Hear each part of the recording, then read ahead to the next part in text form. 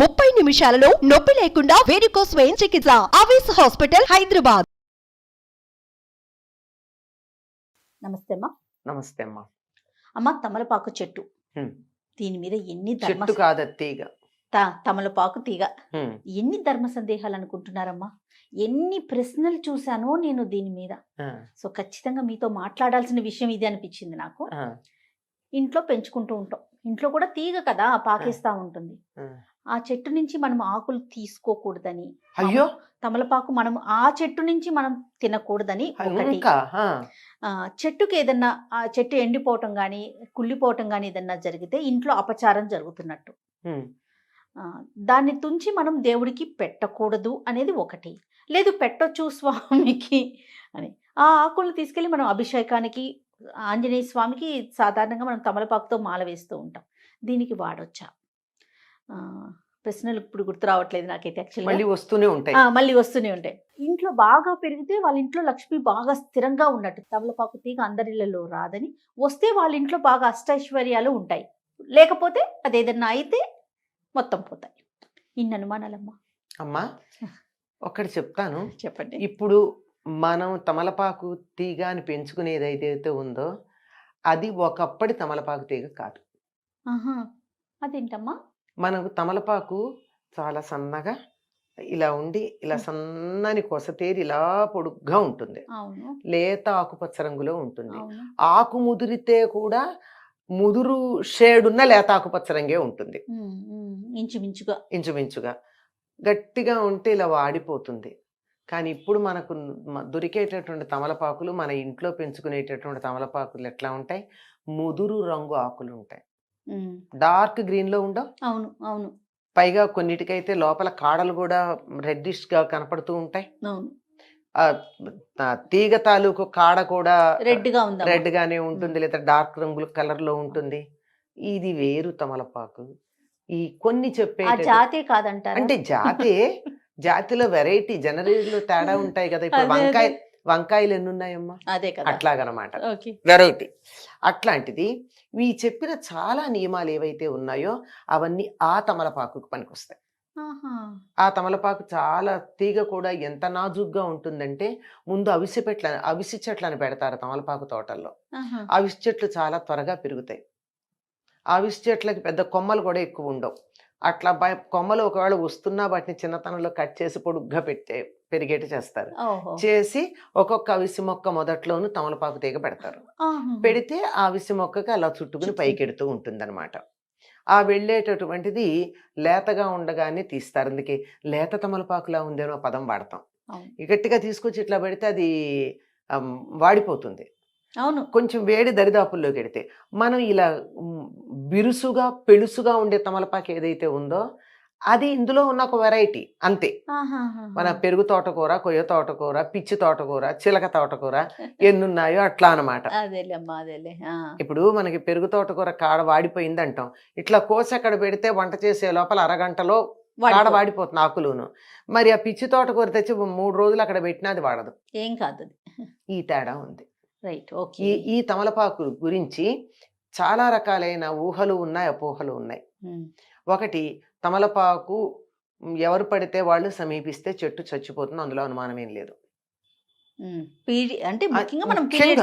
Periods ఉన్నటువంటి ఆడవాళ్ళు దగ్గరికి వెళ్ళినట్టయితే చెట్టు వాడిపోతుంది. అందుకే ఆడవాళ్ళను అసలు తమలపాకు తోటల్లోకి రాని ఎరుకూలికి, ఎందుకంటే చెప్పకుండా వచ్చేస్తారుగా కొంతమంది. అందుకని అసలు ఆడవాళ్ళకి తమలపాకు తోటల్లో అనుమతి లేదు.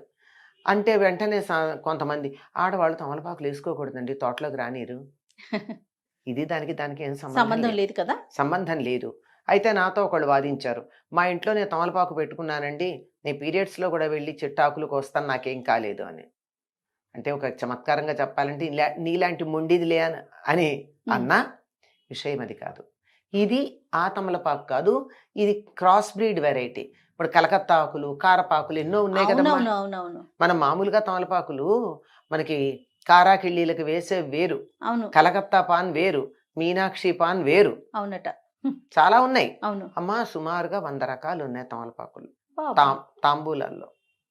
ఒక్కొక్కటి 250, 300 రూపాయలు ఖరీదు చేసేటటువంటి తాంబూలం ఒక కిళ్ళి ఉంది, మీకు తెలుసా? తెలీదు, కానీ చాలా రకాలు ఉన్నాయని తెలుసు నాకు. ఒక్కటి ఇప్పుడు రేట్లు తెలియదు, 15-20 ఏళ్ల క్రితం 200, ఇప్పుడు ఎంతో నాకు తెలియదు.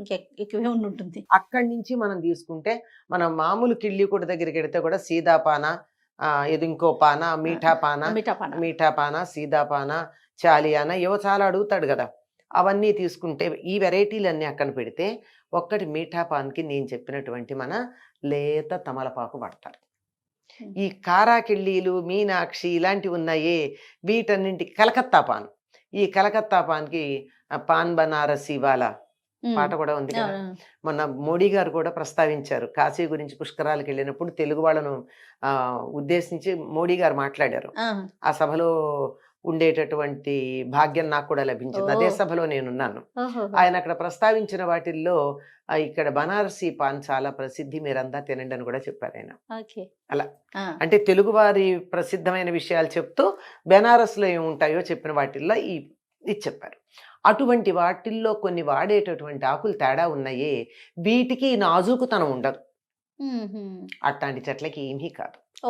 ఇప్పుడు మీరన్నటువంటి ఏమీ కాని వాటి సంగతి పెట్టి, మీరన్న ఈ నాజూకైనటువంటి సున్నితమైన తమలపాకు ఉన్నా అది ఇటువంటి ఇబ్బందిలో ఉన్నటువంటి వాళ్ళు, మైల సోకిన వాళ్ళు, ఎవరైనా చావుకెళ్ళొచ్చి బట్టలు మార్చుకోకుండా చెట్టు దగ్గరికి వచ్చినా అవి వాడిపోతాయి అంతే. అందువల్ల వాటి దగ్గరికి వెళ్లకుండా కొంచెం జాగ్రత్తగా ఉండడమే తప్ప ఆ చెట్టు ఏమీ కాదు.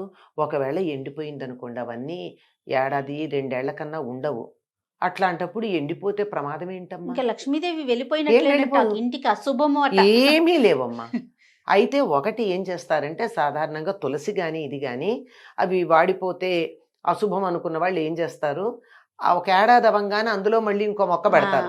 పాత మొక్క ఎండిపోతుంది, కొత్త మొక్క ఉంటుంది. అమ్మా అది ఒక కుండీలో నుంచి కొంచెం పక్కకు వచ్చి అక్కడ మట్టి ఉంది అనుకోండి, మళ్ళీ అక్కడ వచ్చేస్తుంది. అక్కడ వచ్చేస్తుంది, దీన్ని తీసి అందులో పెట్టేసుకోండి. మీ కుండీలో ఎండిపోయిందన్న బెంగ మీకు లేదు.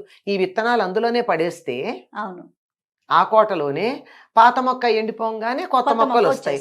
ఎప్పుడూ నీకు నిండుగా ఉండాలి, తులసి కోటలో మొక్క ఉండాలని చెప్పిన ఉద్దేశం తప్ప, ఏ కారణంగా ఎండిపోతే నీకు ఏదో దరిద్రం వచ్చింది అని భయపెట్టేసి ఆత్మహత్యలు చేసుకునే స్థాయికి తీసుకొస్తే ఎట్లాగమ్మా? అవునమ్మా, అవును. అశుభం. అసలు ఎంత పెద్ద పదం కదమ్మా అది. అశుభం అంటే చాలా తప్పు. తులసమ్మ ఎండిపోయినా కొండెక్కినా అనుకుంటాం మనం, నిద్రపోయినా, లేకపోతే తమలపాకు తీగ ఎండిపోయినా ఏమి అశుభం లేదమ్మా. వినేస్తారు. తర్వాత మనం పెరట్లో వేసుకున్నటువంటి ఆకు ఉందనుకోండి, మీరు ఇందాక అడిగిన ప్రశ్నల్లో హాయిగా రోజు ఒకటి తెచ్చి దేవుడికి పెట్టుకోవచ్చు. 3 ఆకులు తెచ్చి పెట్టుకోవచ్చు. దేవుడికి పెట్టాక ప్రసాదం మనం తినచ్చు, హాయిగా స్వీకరించవచ్చు. ఇంటికి వచ్చిన వాళ్ళకి పెట్టచ్చు. లేదు తీగ ఎక్కువగా ఉంది, 10 మందికి తాంబూలాలు ఇచ్చుకోండి, ఏం పర్వాలా.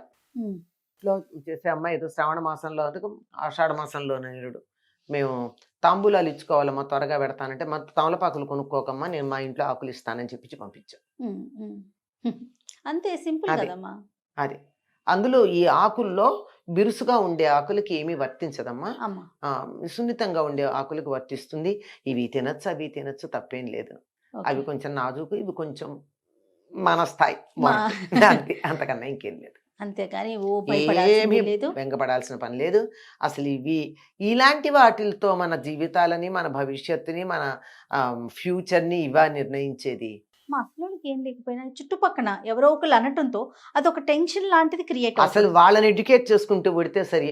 మనం వాళ్ళని అనే బదులు మనమే వాళ్ళని ఎడ్యుకేట్ అయితే కాదమ్మా, వాళ్ళు మనంటే మనం బాధపడే బదులు వాళ్ళని ఎడ్యుకేట్ చేద్దాం. అంతే చేసుకోండి. వాళ్ళ మాట మనం ఎందుకు వినాలి, మన మాట వాళ్ళు అంటే సత్యమైనప్పుడు అంతే. మన దగ్గర మనం స్వామి ముందు పెట్టకపోయినా కూడా మనం తీసుకొని తినొచ్చు, తప్పేం లేదు. ఇంట్లో ఉన్న తమలపాకుని మనం స్వీకరించవచ్చు. సాధారణంగా మనం తులసి చెట్టుకి పూజ చేసే చెట్టుని తీసుకోము, పక్కన ఇంకొక చెట్టు పెట్టుకొని తింటూ ఉంటాం కదా. తినడం కాదమ్మా, దేవుడికి పెట్టడానికి కూడా పూజ చేసే చెట్టు నుంచి తీయం, పక్కన ఉన్నటువంటి దాంట్లో నుంచి తీస్తాం. దానికి పూజ చేస్తూ దాని నుంచి ఎందుకు తీస్తాం? అంచేత ఎప్పుడైతే తీసి అక్కడ దేవుడి దగ్గర పెడతామో, అయిన తర్వాత రేపు పొద్దున బయట పడేయకుండా దాన్ని నోట్లో వేసుకుంటాం, అది మంచిది.